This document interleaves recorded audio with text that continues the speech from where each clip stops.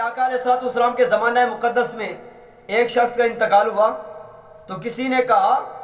بڑا خوش بخت تھا یہ شخص، بڑا خوش نصیب تھا یہ شخص جو کسی بغیر بیماری کے فوت ہو گیا ہے۔ تو میرے آقا علیہ الصلوۃ والسلام نے فرمایا افسوس ہے تم پر، افسوس ہے تم پر، تمہیں پتہ نہیں کہ اللہ جب کسی کو بیماری میں مبتلا کرتا ہے تو اس کے گناہ بھی مٹا دیتا ہے، اس کے گناہ بھی معاف فرما دیتا ہے۔ تمہیں پتہ نہیں؟ تو اس سے معلوم ہوا کہ جو بیماری ہمارے پاس آتی ہے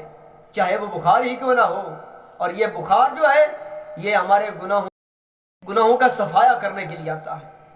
سیدنا ابو ہریرہ رضی اللہ تعالیٰ عنہ سے روایت ہے، آپ فرماتے ہیں کہ اگر کسی کے پاس بخار آئے، بخار کے ساتھ اس نے ایک رات گزاری اور اس بخار میں اس نے صبر کیا تو وہ گناہوں سے ایسا پاک ہو جاتا ہے جیسا کہ